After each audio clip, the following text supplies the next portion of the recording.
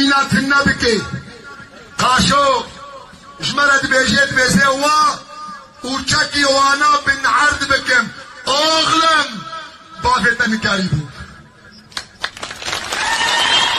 بریتا گلک کسا هولدان گوی ملتی تنه بکن حمو هولدان خوبک ملت کرد ایرو بریارا خودایا بیجاره سرکفتنا بیجاره ام پراپاش نابگرن بیجاره ام سرین ناچمینن بیجاره ام سرین ناطوینن یان سرکفتن یان سرکفتن.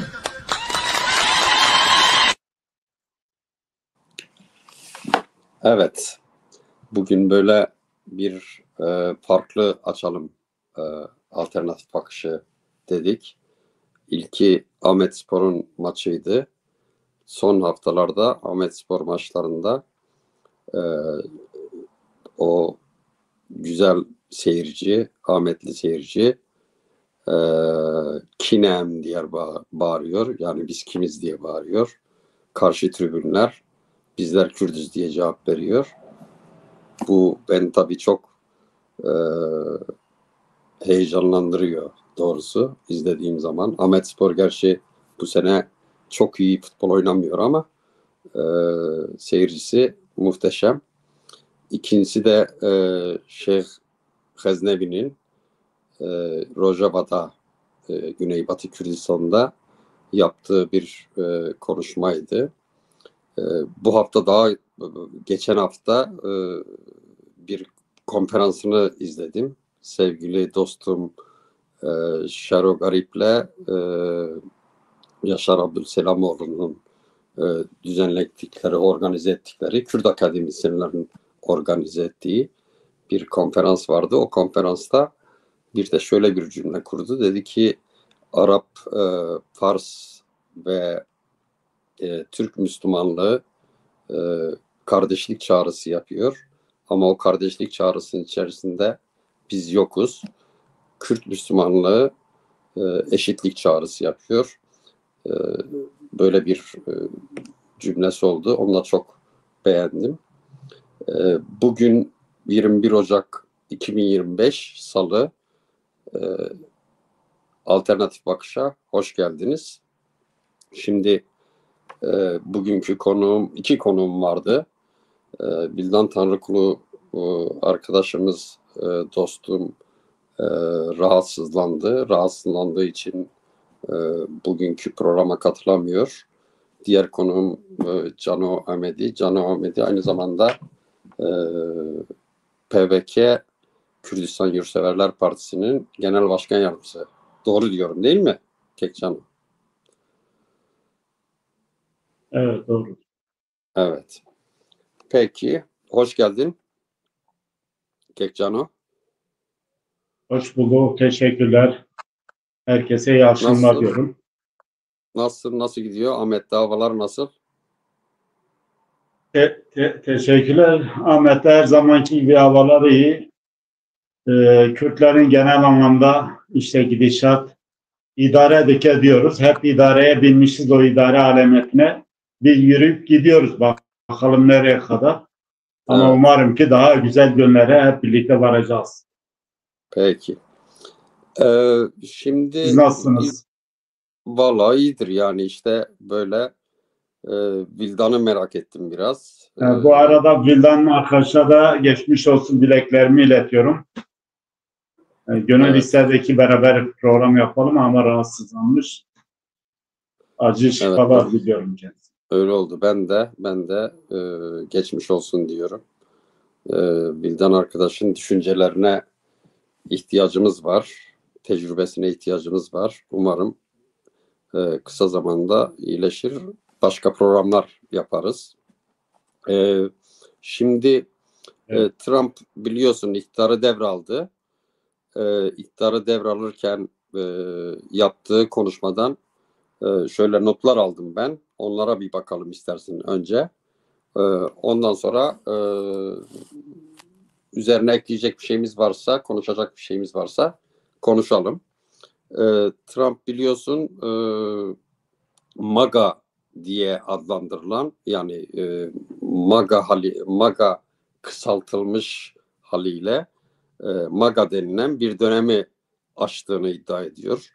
MAGA'nın açılımı şöyle: Make America Great Again. Amerika'yı yeniden ya da tekrar büyük yapalım. Temel sloganı, seçim sloganı da, seçim sürecindeki sloganı da buydu. Ve konuşmasında yeni bir altın çağa başlanacağını söyledi. Ve daha ilk günden geçen kaybettiği seçim döneminde Temsilciler Meclisi'ne saldıranların hepsini affetti. Konuşması içerisinde Meksika sınırında olağanüstü durum ilanı yaptı. 80 bin sanıyorum, 80 bin sığınmacıyı geri göndereceğini ilan etti. Uyuşturucu çetelerine terör örgütü muamelesi yapılacağını söyledi.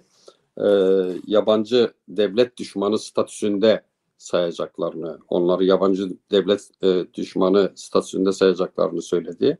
ABD'de iki cinsiyetli döneme geçildiğini söyledi. Kadın ve erkeklerden oluşuyor dedi ABD. Artık iki cinsiyetli döneme geçiyoruz dedi. ABD ordusunda transgender dönemine son veriyoruz dedi. Gümrükleri arttıracağım, Amerikalı'yı zengin yapacağım dedi. Gümrüklerden aldığımız parayla Amerikalı'nın durumu, refah durumu daha da artacak dedi. Dış politikada yani mesela Grönland'la ilgili şeyleri vardı, söylemleri vardı. Kanada ile ilgili söylemleri vardı. Bunlara değinmedi ama Panama ile ilgili çok sert bir çıkış yaptı. Panama'nın parasını biz verdik. Panama kanalını Panama'ya verdik. Ama onun keyfini Çin gemileri çıkarıyor. Çinliler çıkarıyor dedi. Panama'yı geri alacağız dedi. Ülkede petrol gaz üretimini arttıracağız. Dünyaya yetecek kadar petrolümüz, gazımız olacak. Bu da bizi zenginleştirecek dedi. Ben barış yaparım dedi. Barış adamıyım ben dedi. Çözerim sorunları dedi. Uluslararası sorunlarda zorlanmam dedi. Sağlık eğitim sistemini eleştirdi. Adalet sistemini eleştirdi. Böyle dış politikada, yani mesela beklenti oydu ki Suriye ile ilgili bir şey, Orta Doğu ile ilgili bir şey söylesin. Söylemedi. Tabii bu da anlaşılabilir bir şey. Çünkü seçim dönemi kampanyası Amerika'daki hoşnutsuzluğu, çeperde olan hoşnutsuzluğu, ekonomik sorunları ifade eden, bunu merkeze taşıyacağını söyleyen ve bu yeni politikaları başlatacağını söyleyen bir seçim dönemi geçirdiği için, seçim kampanyası geçirdiği için ağırlıkta da Amerikan içine, Amerikan halkına, kendi seçmenlerine bu mesajları verdi.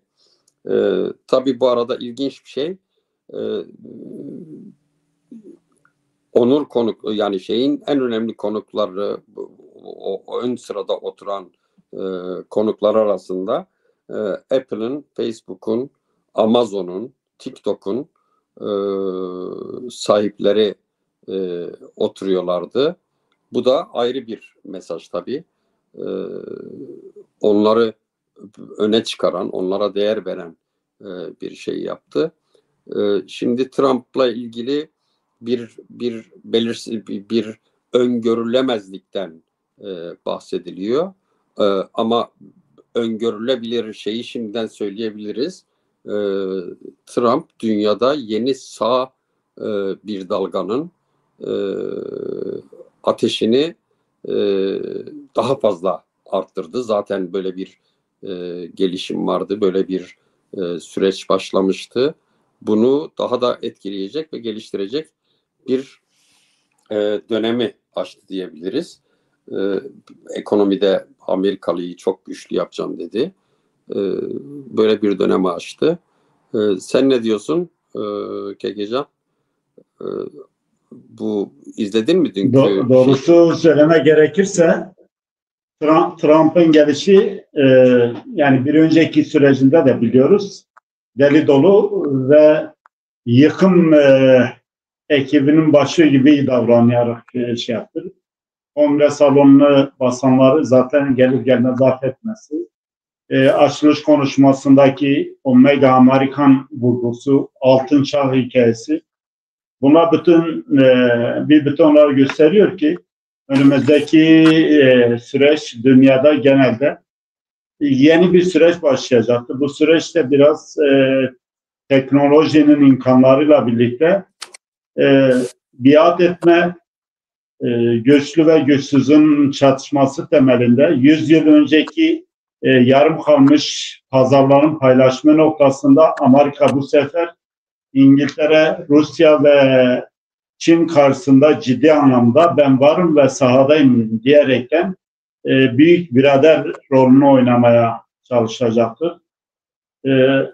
Sahnede işte o teknolojinin öncülerinin ilk sıraya konulması, yine bir gösteride kılıçlı bir şov yapması, şiddet boyutuyla dünyaya bir şekil düzen vereceğim mesajına baktığımız zaman Amerika dünyada ağırlığını giderekten koymaya çalışıyor.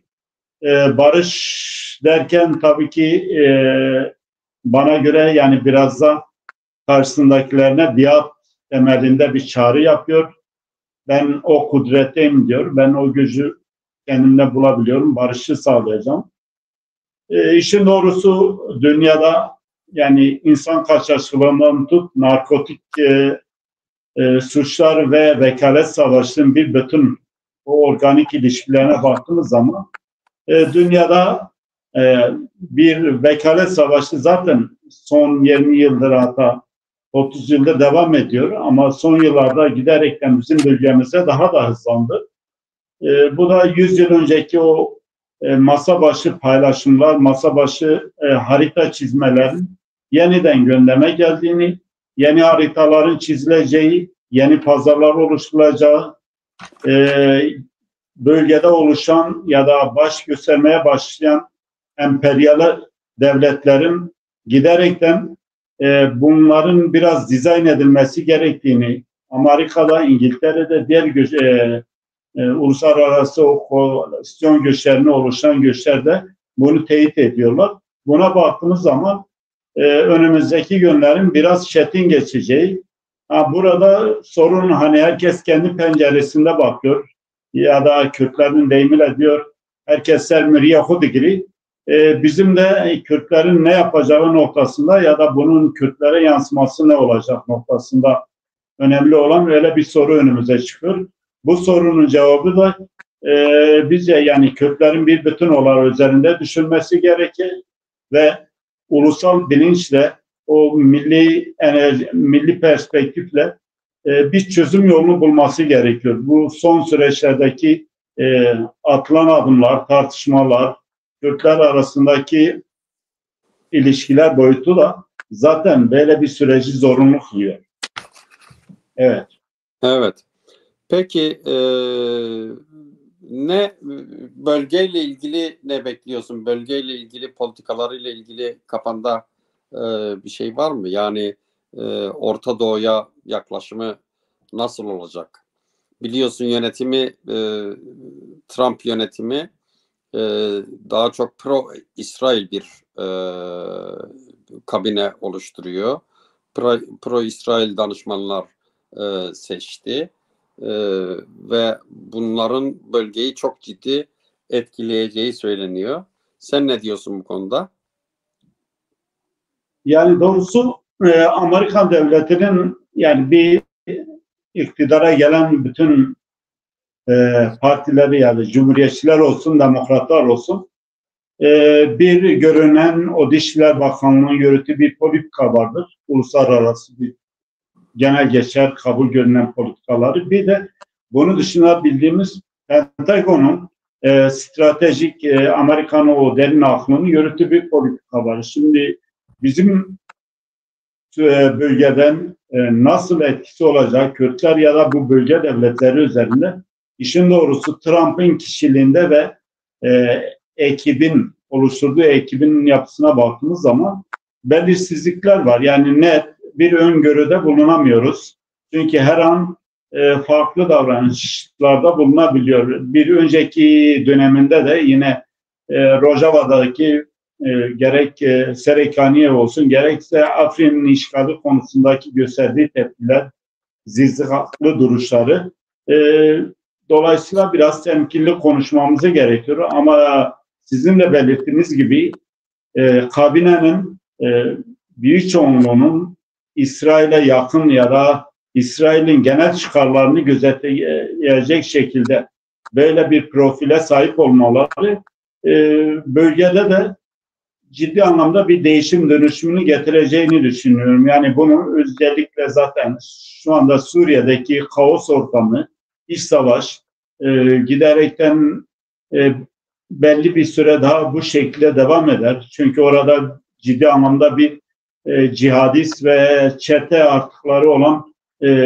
farklı ülkelerden gelip orada biriken El-Nusra'dır, DAEŞ'tir, farklı İslamcı tayfalardan olan savaşçılar vardır. Bunların geleceği noktasında geldikleri ülkeler bunları geri almıyor ve bunların sisteme monte edilmesi gerekiyor. Şimdi bu noktada Amerika'nın tavrı ne olacak?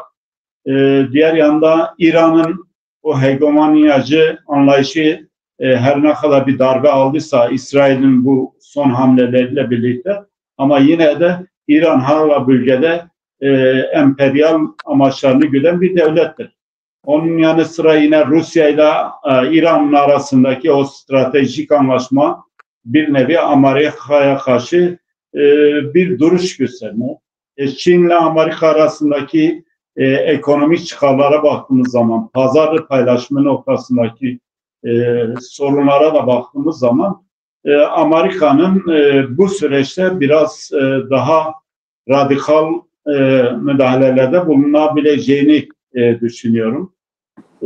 Kürtlerin Amerika ile ilişkileri noktasında da yani şu anda biraz erken bence bir şeyler ifade etmek. Şimdi şöyle bir şey var.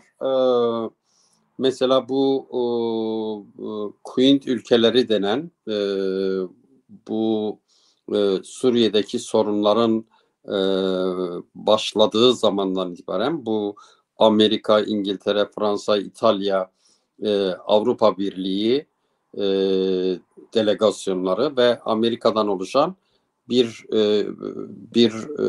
toplantılar sürdüren bir grup var. Bu grup en son İtalya'da toplandı ve Türkiye yok bunların içerisinde. Türkiye'yi davet de etmediler. Şimdi bu tartışmalarda şöyle bir şey var. Yani Türkiye'deki şu son süreci de dikkate aldığımızda iki yaklaşım var. Birisi Türkiye'ye kendisini değiştirmek için ve farklı adımlar atması için el altından bir baskı yapıldığı ve Türkiye'nin de bunu kabul ederken de şöyle en alt seviyede, yani Kürtleri uluslararası planda meşrulaştıracak şeylerden uzak ve ulusal demokratik haklarını mümkün olduğunca en alt seviyede tutacak bir ilişki biçiminde Türkiye davranıyor denen bir düşünce var. Bir diğer taraftan hayır, Türkiye'nin Türkiye'nin başlattığı bu süreç tamamen Türkiye'nin inisiyatifinde gelişiyor. Ama Batı Kürtlerle ilgili farklı bir pozisyon alıyor denilen bir başka anlayış var. Siz ne düşünürsünüz bu konuda? Yani Batı ülkeleri Türkiye'nin dışında Kürtlerle ilgili pozisyon belirlemeye, özellikle Amerika, Fransa, İtalya farklı bir pozisyon belirlemeye yatkınlar mı? Ya da değiller Yani mi? şeye baktığımız Türkiye ile birlikte mi yapıyor? son gelişmelere baktığımız zaman ya Türkiye'nin bu politikası bence Türkiye'nin NATO üyesi olmasıyla birlikte Türkiye bölgede sürekli fırsatçı ve şantaj siyasetini, politikasını yürüttü. Gerek Sovyetler Birliği'ne karşı o dönemde komünizme karşı mücadelede illeri karakol görevi görmesi, daha sonraki Sovyetler Birliği'nin dağılmasıyla birlikte Türkiye bu rolünü daha farklı şekilde sürdürmeye, şimdi Afganistan'da başlayıp İran üzeri ve Avrupa'ya yayılan bir narkotik güzergah var. Ve dolayısıyla bu limanların başlarından biri de Türkiye'de. Bu insan kaçakçılığından tut, diğer bu dediğimiz bütün suç örgütlerin merkezinde bu güzergahtan geçiyor. Avrupa'daki batılı ülkeler o dediğimiz çerçevede Türkiye üzerine bir baskı oluştuğunu az çok medyadaki haber grafiklerine baktığımız zaman da görebiliyoruz. 6 ay öncesinde bir İngiltere İstihbarat Başkanı gelip Türkiye'de Devlet Bahçeli ile İbrahim Kalın, Hakan Fidan ve Tayyip Erdoğan'la bir görüşme yaptı. Daha sonra Türkiye'deki giderekten dil ve davranışlarındaki farklılıklar, Rusya ile İran'la karşı o Avrasyacı çizgiden biraz daha Brüksel'e yakınlık davranması, biraz da o dışarıdan gelen baskılanma sonucu olduğunu varsayabiliyoruz elbette. Ama Kürtlerin buradaki pozisyonu, yani gerek Avrupa gerekse Amerika, Kürtlerin bir siyasi statü temelinden ziyade, daha doğrusu her bulunduğu parçalarda kısmı da olsa belli bir statü ya da mevcut rejimle, mevcut sistem içerisinde kendini ifade etmesi gerektiğini Türkiye'ye telkin ediliyor. Türkiye ise bu gelen tsunami dalgasını en aza indirgemek için daha farklı varyantlar, farklı ataklar geliştirmeye çalışıyor. Ama bana göre, yani bildiğim kadarıyla diyorum, Türkiye'nin işi zor. Türkiye çünkü klasik son 100 yıllık politika, red, inkar ve imha politikasına hala devam ediyor. Güvenlikçi politikaları esas alıyor.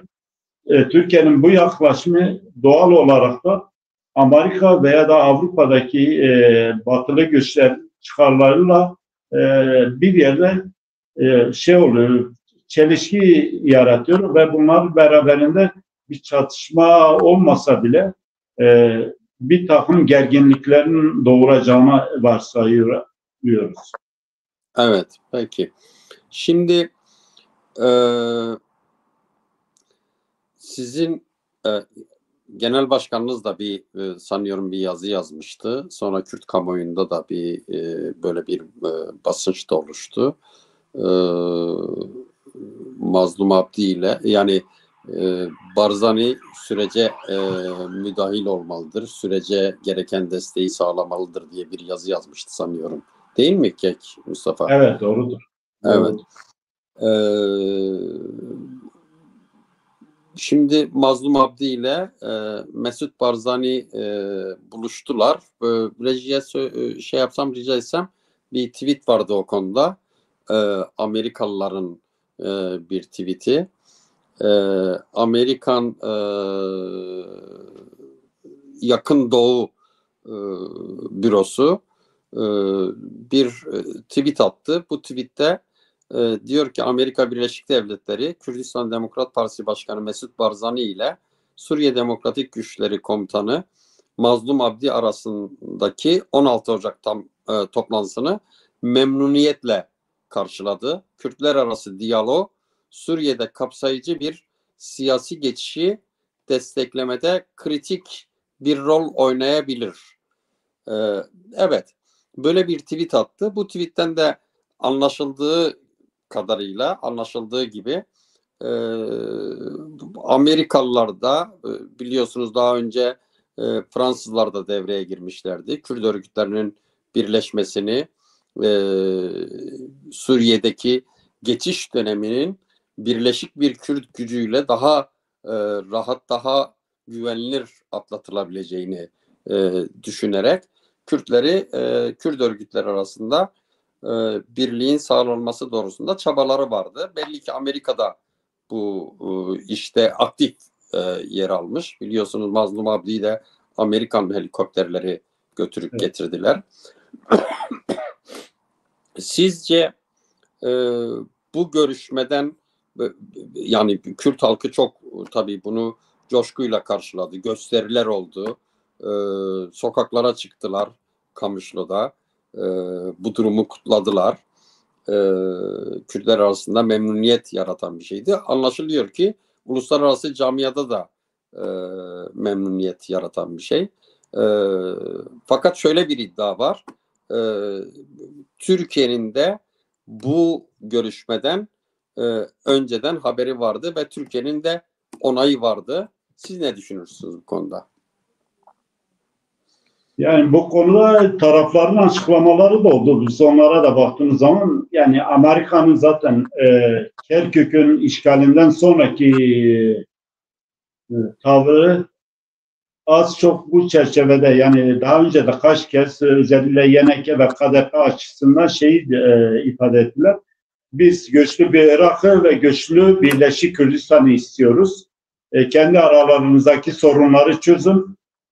Dolayısıyla Güney Kürdistan'da da talep edilen bu tavır, aynı tavır Rojava Kürdistan'ın da Fransa ve Amerika'nın çabalarıyla belli bir boyuta geldi. Onun dışında Kürt toplumunda, yani Kürdistan toplumu diasporada olsun, genelde diğer parçalardaki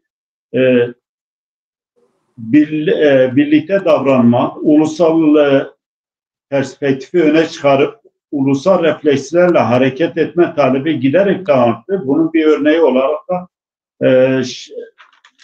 Şeyh Murşid Haznavi'nin özellikle bölgedeki bir toplantıları, biz bu fotoğrafa baktığımız zaman Kürt toplumunda ciddi anlamda böyle bir talep olduğunu, Sayın Mesut Barzani bunun öncesinde taraflarla farklı şekilde diyalogları geliştirdiğini, heyetlerin Güney Kürdistan'a gidip görüşmeler yapıldığını, daha sonra Sayın Mesut Barzani'nin temsilcisi Abdülhamid Derbendi'nin gidip bu taraflarla görüştüğünü, daha sonra Mazlum Kobani ve beraberindeki heyeti Güney Kürdistan'da Sayın Mesut Barzani ile bir görüşmeleri oldu. Çıkan sonuç ve kamuoyuyla paylaşılan mesajlara baktığımızda olumlu geçtiğini ve bunun devamı bugün dün müydü? NKS çevresiyle yine Güney Kürdistan'da bir toplantı oldu. Bir bütün olarak biz Kürdistan Yurtseverler Partisi olarak bu adımları destekliyoruz. Bu konuda Sayın Genel Başkanımız Brez Mustafa Özçelik de yaptığı açıklamada ve paylaştığı tweetlerde olsun, yazmış olduğu makalede olsun, biz başından beri yani Kürtler arası ittifak, birlik çabalarına destek veriyoruz. Ve özellikle de Sayın Mesut Barzani'nin bu yaklaşımı, bu müdahalesini tarihi bir karakter kazandığını, bu Kürtlerin gelecek açısından özellikle Rojava Kürdistan'ın diğer parçalar açısından da bir kilit oynama rolünün olduğunu, burada elde edilecek kazanımlar giderekten Rojava ve Kuzey'i de etkileyeceğini biliyoruz. Dolayısıyla biz bu noktada bütün kesimlerin Sayın Mesut Barzani'nin çizmiş olduğu o perspektif temelinde Sayın Mazlum Abdi'nin yürütmüş olduğu mevcut siyasetin, Kürtlerin birlikte Şam'da bir duruş sergilemeleri, siyasi bir talep, statü talep etmeleri ve Kürtlerin millet olmaktan kaynaklı haklarını orada masaya yatırıp da o haklarını elde etmeleri gerekiyor. Yoksa parçalı olarak oraya giderlerse Kürtler kaybederler ve bir 100 yıl geriye doğru savrulmuş oluruz. O açıdan bizim özellikle parti olarak bu konuda hassasiyetimiz var ve bu çabaları ısrarla takip ediyoruz, destekliyoruz. Taraflarla da olan kısmen diyaloglarımızda biz bunları ifade ettik kendilerine. Evet. Yani biliyoruz ki bu Türkiye'nin bu son Öcalan'ı devreye koyup işte silahları bıraksınlar, bırakmasalar onları gömeriz. Aslında Türkiye'de Kürt sorunu yoktur, silah sorunu vardır diye bir süreç başlattılar. Ama bu sürecin ağırlıkta Rojava'yla ilgili olduğunu herkes söylüyor, kamuoyu söylüyor, bu konuyla ilgilenenler söylüyor. Siz Türkiye'nin bölgede Sunni, Kürt, Arap hilali oluşturma eğilimi olduğu da söyleniyor bir taraftan. Bu konuda ne düşünüyorsunuz? Yani bu konuda zaten İran'ın başından beri bir Şia hilali projesi olduğu aşikar.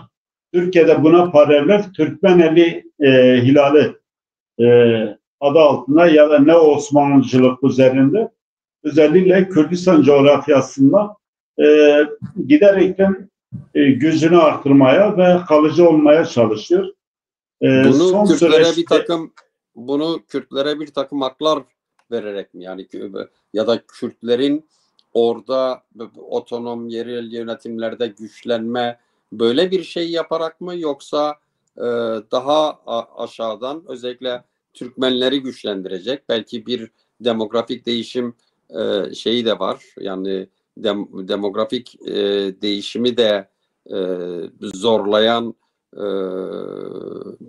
mekanizmalar da geliştirmeye çalışıyor Türkiye, öyle anlaşılıyor. İşte bir taraftan Alevilere daha batıda, Alevilerin bölgelerinde Alevilere yönelik SEMO'nun son bu Suriye Milli Ordusu'nun son saldırıları var. Oralara yerleşme var. Bir taraftan da kuzeyde Halep ve kuzeyinde şeyi daha aktif kullanma, oralara yani Türkmen bir nüfusmuş gibi davranma eğilimi var. Sadece evet, Türkmenlere dayalı bir mekanizma mı geliştirmek istiyor? Kürtleri de kazanmak istiyor mu? Kazanmak istiyor. Yani nasıl bir politika izleyecek acaba?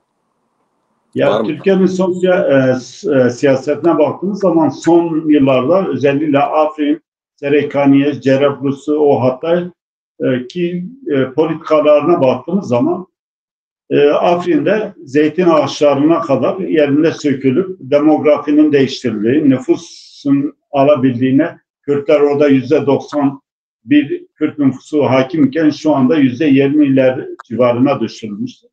Filistin'den tutun Kırgızistan, Uygur Türkleri, Kafkasya'daki, Avrupa'daki cihadistler falan hepsi oraya getirip orada TOKİ'nin eliyle onlara yerleşme alanları açtığını, orada kaymakamlık, devlet daireleri açıldığını, postaneye açıldığını, Türkçe eğitim yapıldığını, şimdi bunlara baktığın zaman Türkiye'nin Kürtleri nasıl hesaba kattığını az çok görebiliyoruz. Eğer Türkiye gerçekten Kürtlerle birlikte bu süreci farklı bir şekilde projelendirmiş olsaydı ve buradaki tavrı farklı olacaktı. Ama şimdi bakıyorsun Türkiye'nin kuruluş felsefesindeki devşirme ve o göçmen topluluklarla bir ulus yaratma fikri giderekten bu politikanın da buralardan hayata geçirildi ve bunun adına da Türkmen denildiğini, aslında orada ciddi anlamda bir Türkmen nüfusunun da olmadığını gerek tarihsel kaynaklar olsun gerekse bölge insanları herkes ifade ediyor. Ama şimdi burada silah zoruyla güvenlikçi politikalar aracıyla siyaset yürütüldüğü için Türkiye böyle bir perspektif sunuyor. Ama biz şeye baktığımız zaman aslında Türkiye bu son dönemde özellikle Bahçeli ve Erdoğan'ın hani terörsüz huzurlu Türkiye adı altında başlatmış oldukları paradigma Kürtlerin bu projenin içerisinde olmadığını görüyoruz. Yani var olan durumlarda Kürtlerin en az haklarla yetineceği şekilde statüden yoksun ve merkezi hükümette tabii ama Türkiye'nin garantörlüğünde bu politikaları yürütmeye çalışıyor. Bu da Kürtlerin lehine olacağını düşünmüyoruz. Diyoruz ki gerçekten Kürtler eğer masada değillerse, Kürtler kendi aralarında birlik ve beraberliklerini, ittifaklarını geliştiremezlerse ve o ulusal bilinçle pekişmiş o Kürdi sinerjiyi hayata geçirmezlerse gerek sahada olsun gerek diplomasi alanında olsun o zaman Kürtler büyük darbeler yer. Dolayısıyla bu az önce de ifade ettiğimiz Sayın Mesut Barzani'nin de öncülük ettiği o birlik çalışmaların bir an önce sonuçlanıp masada ve sahada tek yumruk halinde Kürtler kendini ifade etmeleri gerekiyor. Yani Kürtlerin yüzü Türkiye'ye dönük değil diyorsunuz. Yani şu anda öyle bir şey yok. Kürtlerin şu anda Türkiye'ye yönelik yüzü olması için ortada hiçbir somut bir veri yoktur. Dolayısıyla inkar, red ve imha üzerine yürütülen bir politikada elbette ki Kürtlerin yüzü farklı alanlara yönelik olur. Kürtler kendi milli haklarını elde etmek için statü temelinde o milli hakları için mücadele etmeye devam edecekler. Peki, yavaş yavaş toparlayalım. Siz geçenlerde 3 Kürdistani Parti sanıyorum bir toplantı örgütlediniz. Bize biraz o toplantıdan bahsedin. O toplantının sonuçlarından bahsedin. Öyle toparlayalım. Buyurun. Geçenlerde dediğimiz bir ay önce Diyarbakır'da 22 Aralık 2024'te PVK, PSK ve Halk Parti tarafından bir çalıştay toplantısı yapıldı. Son yıllarda Diyarbakır'da yapılan en kapsamlı, en geniş katılımlı ve toplumun farklı kesimlerinde muhalif insanların oluşturduğu bir çalıştay oldu. Bayağı verimli geçti. İşin doğrusu 3 oturum şeklinde devam etti. Sabah 9'a başladı. Akşam neredeyse 5-5.30'a kadar devam etti. Katılımcılar toplumun farklı politik insanlarıydı. Siyasi parti temsilcileri vardı. Sivil kurumların temsilcileri vardı. Genelde parti organizasyonu yapan partiler adına genel başkanlar açılış ve kapanış konuşmasını yaptılar. Onun dışında genelde diğer katılımcılar konuştu. Her katılımcı düşüncelerini çok net ifade ettiler. Yani tahminen 30'un üzerinde insan söz hakkı aldı ve konuşmalar yapıldı. Ciddi anlamda eleştiriler oldu, öneriler getirildi. Kürt Birliği'nin Kürt ulusal temsil noktasında bir takım adımların atılması yönünde ortak fikirler oluştu. Ertesi gün zaten bu 3 parti PVK, PSK ve Halk Parti Gazeteciler Cemiyeti'nde toplantının sonuç bildirgesini kamuoyuyla paylaştılar. Bu bir adımdı işin doğrusu. Biz başından beri zaten bunu ifade ettik. Dedik bu bir başlangıç olsun. Kapıyı aralayalım. Kürtler arası diyalogların geliştirilmesi, Kürtlerin kendi o milli hakları için en azından şu anda Kürtler ne istiyor noktasında ortak bir paydamız, ortak bir vizyonumuz olsun. Daha geçmişte, daha önceki çalışmalarımıza da ifade ettiğimiz acil talepler dediğimiz 8-9 maddelik bir acil talepler listemiz vardı. Bu çalıştayda ortaya çıkan sonuç da ona denk düşen bir sonuçtu. millet olmaktan kaynaklı Kürt halkının, Kürt milletinin temel siyasi taleplerinin karşılanması için anayasal düzenlemelerin yapılması, Kürtçenin resmi dil ve eğitim dilinin olması, bu konuda Kürdistan ismi ve Kürt kimlikli örgütlemeler üzerindeki baskıların son bulması, yasal düzenlemeler yapılıp Kürtlerin rahatça kendi örgütleme ağlarının oluşturmaları, Şeyh Said'dir, Seyit Rıza, Halit Cibri, Said Kürdi gibi Kürt şahsiyetlerinin mezar yerlerinin belli olmadığını, Kürtçe isimli köy isimleri, sokak yerleşim yerlerinin adlarının orijinal haline geri iade edilmesi. Bu temelde buna benzer talepler sıralandı. Tabii ki burada sonuçlanmadı. Bu çalışmaları devam ediliyor.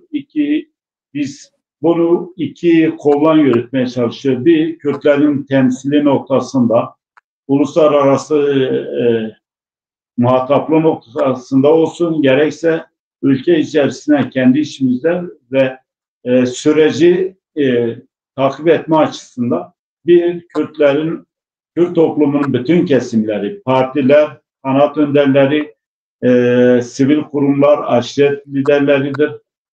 Kürt ve Kürdistan konusunda bir sözü olan herkesin bir taraf oluşturup bunu bir temsiliyete dönüştürmelerini talep ediyoruz. Yani bir tür meclis gibi, bir tür çatı örgütü gibi mi? Nasıl bir şey? Yani bir çatı örgütü gibi ya da bir NKS modeli olmasa bile yani ülke kuzeye ilişkin farklı bir model öneriyoruz. Bunu ancak tartışmalar sonucu ortaya çıkarız. Şu anda biz isimlendirmek yani peşinen bir yaptırım gibi bir durumla çıkmasın ama ortak iradenin çıkaracağı bir temsil noktasında bir çatı örgütün oluşması gerekiyor. Onun dışında da yine birlikte bu yasal bir takım şeyler var. Yani Kürt siyasal hareketlerinin üzerinde bir baskı gücü var. Gerek örgütleme, gerek topluma son yıllardaki zaten 4 Kürdistani Parti hakkında kapatılma davası açılmış ve bu davalar devam ediliyor. Demokrasi kılıcı gibi çalışmaların önünde en büyük engeldir. Yani her ne kadar biz fiili olarak çalışmalarımızı sürdürüyorsak da ama yasal olarak da şu anda bu 4 parti hakkında kapatma davası Anayasa Mahkemesi karar aşamasındadır. Dolayısıyla bunu sürecinle atlatmak için diyoruz ki mevcut Kürdistani çevrelerin birlikte nasıl bir siyaset yeniden örgütleyebiliriz? O noktada farklı partileri şu anda ziyaret ediyoruz. Onlarla görüş alışverişinde bulunuyoruz. Önümüzdeki günlerde bu çalışmalarımızı daha da biraz belli bir şekle büründürüp da bunu aktif hale getirmesine çalışacağız. Dolayısıyla Rojava'daki durum, gerek de Güney Kürdistan'daki durum, yani oradaki hükümetin de bir an önce kurulması, işin doğrusu diğer parçalar üzerinde de etki yapacaktır. Şimdi son gelişmeler gösterdi ki bir parçadaki bir gelişme sadece o parçayla sınırlı değildir. Yani artık uluslararası bir soruna dönüşen Kürt ve Kürdistan sorunu 4 parçanın sorununa dönüştü. Dolayısıyla Kürtler artık bir yanda kendi bulundukları alandan sorunlara odaklanması gerekirken diğer parçalara karşı da kayıtsız kalamazlar. Bir bütün olarak bunlarla da ilgili bir koordinasyon siyasetinin yürütülmesi gerektiğini düşünüyoruz. Bunu da daha önceki açıklamalarımıza da ve çağrılarımıza da özellikle bu tarihsel misyonun da Sayın Mesut Barzani önderliğinde yapılabileceğini, en azından parçalar arasındaki ilişkilerde birbirlerine zarar vermeme ya da birbirlerinin çıkarlarını gözeterek siyaset yapma açısından böyle bir koordinasyonun zorunluluğuna da inanıyoruz. Bu yöndeki çalışmalarımız devam etmektedir. Peki, teşekkür ederim. Ben duyurumu yapayım. YouTube'dan bizi izlemeye devam edin. YouTube'a üye olmamış izleyicilerimiz varsa lütfen üye olsunlar, bildirimlerini açsınlar. Çarper Alternatif diye bir Twitter hesabı açtık. Çarper Alternatif'i izlerseniz seviniriz. Önümüzdeki pazar günü, yani bu her pazar olmayacak, sadece önümüzdeki pazar günü İbrahim Sediyani ile bir program yapacağım. Kürdistan saatiyle 4'te ve önümüzdeki salı günü de tekrar normal bu saatte sevgili arkadaşım Cemal Özçelik'le buluşacağız. Burada Çarper Medya'da Alternatif Bakış'ta.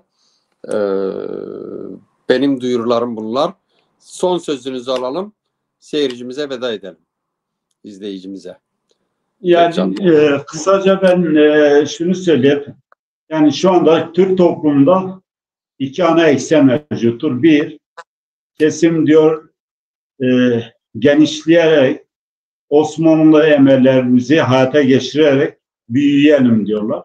Bir kesimde diyor bu büyümenin bizi bölünmeye doğru götürdüğünü, giderek de küçüleceğiz. Osmanlı'nın başına gelen işin aynı şey. Bu paradoks Türk toplumunda mevcuttur ve bu giderekten de ırkçı bir yaklaşım hayata geçiriliyor. Sokak röportajlarına baktığımızda Türk toplumunda soruluyor. Yani uzayda bir Kürt devleti kuruluyor. Siz ne diyorsunuz? Diyorlar ki biz bunu kabul etmiyoruz. Artı ırkçılık o kadar yayılmış ki uzayda bir Kürt devletinin karşısına da çıkacak gücü kendine buluyorlar. Diğer yanda bakıyoruz yani son süreçlerde 3 ana şey var. Bir Şia hilali dediğimiz, bir cihadist bu Müslüman kardeşlerin ve Türkiye'nin başını çektiği o yeni ne Osmanlıcı, bir de İbrahimi anlaşmalarla doğan ve İsrail'in egemenlik alanı dediğimiz 3 ana çatışma ortamı oluştu. Bu çatışma zemininde Kürtler nerede yer alacak? Bu noktada tabii ciddi sorunlarımız vardı. Dış ilişkilerdir, dostlar ve düşmanların tespiti noktasında gerek işgalci devletler olsun gerekse bölgeye hakim olan o emperyal devletlerin sunmuş olduğu ilişkilere baktığımızda Kürtlerin burada biraz net olması gerekir. Son bir süreç başlatıldı. Bildiğiniz gibi bir paradigmadan söz ediliyor ama bilinmeyen bir şeydir. Gizli kapılar kapısında bir takım görüşmeler yapılıyor Abdullah Öcalan'la ve Abdullah Öcalan'ın adına Süreyya Önder tarafında bu sırlar bir şekilde toplumla paylaşılıyor ama bu sırların ne olduğunu da bilmiyoruz işin doğrusu. Biz bu süreçlerin şeffaf olmasını talep ediyoruz. Kamuoyuyla paylaşılması gerektiğini, bu tür gizli siyasetler ya da projelerin geri tepeceğini, Kürt toplumuna bir karşılığı olmayacağını, Kürtlerin şu anda Türkiye'nin iddia ettiği gibi sadece bir terör, anarşi ya da böyle geri kalmışlık sorunu olmadığını, biz bunun Kürtlerin milli sorunu olduğunu ve 100 yıllık devam eden inkarcı siyasetinin başarıya ulaşmadığını, Türk toplumunun da Türk devletinin bu gerçeği kabullenip Kürt halkıyla bir diyalog kapısını aralaması gerektiğini, bunun için de bir normalizasyon süreci gerekiyor. Bu da biraz Cumhurbaşkanı Erdoğan'ın bir kararname veya kanun hükmündeki gücüne bağlıdır. Çünkü bugünkü Türkiye'deki sistem bunu rahatlıkla yapabiliyor. Parlamento ve diğer güçler ortadan kalmıştır zaten. Cumhurbaşkanı bir kararnameyle bu süreci başlatabilir de bu süreci giderekten daha tırmandırıp şiddet sarmalını farklı boyutlara da çekebilir. Biz bu noktada taraflardan şunu talep ediyoruz. Bunu kamuoyunun da paylaşmaları, bu görüşmelerin kamuoyuyla bir şekilde paylaşılmalı. Şu anda Kürdistan partilerinin hiçbirisiyle belli bir diyalog kurulmadı ve bu gösteriyor ki bu siyasetin, Kürtlerin bu projenin, bu siyasetin içerisinde olmadığını, Abdullah Öcalan, Bahçeli ve Erdoğan'ın paradigma dedikleri şeyin yine bir güvenlik projesi olduğunu, 2015'teki görüşmelerin nasıl Hendek faciasıyla sonuçlanmışsa bunun da yeni bir trajediye yol açabileceği ihtimalini da göz ardı edilmemeli. Bunu ifade etmek istedim. Bizi dinleyen herkese selam ve sevgilerimi iletiyorum. Çok teşekkür ederim. Bu program için de teşekkür ederim. Sağ olun. Çok teşekkür ederim Kekcan'a. Burada sonlandıralım. Herkese iyi akşamlar diyoruz. Pazar günü saat 4'te, Kürdistan saatiyle saat 4'te buluşmak üzere. Hoşça kalın. Kekcan'a çay ısmarlıyorum. Ayrılma bir yere. Tamam.